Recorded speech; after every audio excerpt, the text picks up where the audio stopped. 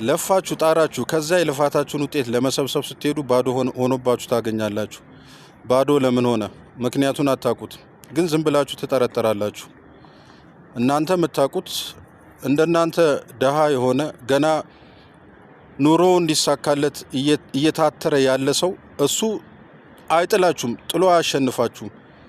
ምርጥ ተወዳዳሪያችሁ ነው የሚሆነው፣ የሚያበረታችሁ። ግን የሚጥላችሁ ሰው በተንኮልና በነገር ሀብት ያከማቸ አእምሮውን በነገር ያበለጸገ እንደዛ አይነት ሰው ነው የሚጥላችሁ። ይህንን ሰው ምናልባት የምታውቁት በቅርበት ያለ ሰው ሊሆን ይችላል።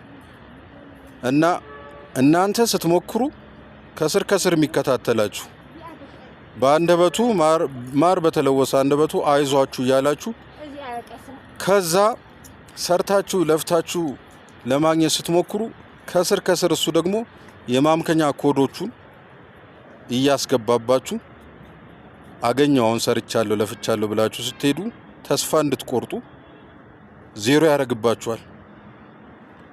እና ተስፋ መቁረጥ የለባችሁ። በእውነቱ ተስፋ መቁረጥ የለባችሁ።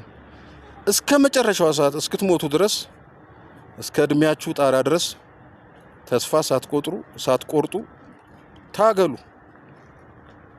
እና አንድ ቀን ይሄ ጠላታችሁ ይወድቅላችኋል። ዛሬ ይሄንን ነገር ለመናገር የፈለኩበት የራሴ ምክንያት አለኝ። ግን ምክንያቱ ምን እንደሆነ አሁን አልነግራችሁ። ነገሩ ሶልቭ ከሆነ በኋላ እነግራችኋለሁ። ስነግራችሁ ግን ብዙ የምትማሩበት ጉዳይ ነው የሚሆነው። ምክንያቱም ብዙ መሰናክሎች ከፊት ለፊት ተደርድረው የማይታወቁ መሰናክሎች እንደ እንቅፋት አይነት ያሉ መሰናክሎች ተደርድረው በተደጋጋሚ የጣሉት ሰው አለ። አሁንም ሰርቶ ለፍቶ ሊያገኝ ሲል የሆነ ነገር አድበስብሰውበታል።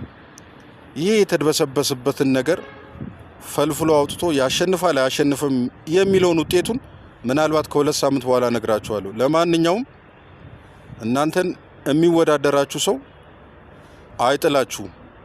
የማይወዳደራችሁና ዝም ብሎ የሚታዘባችሁ ሰው እሱ ነው የሚጥላችሁ። ተጠንቀቁት።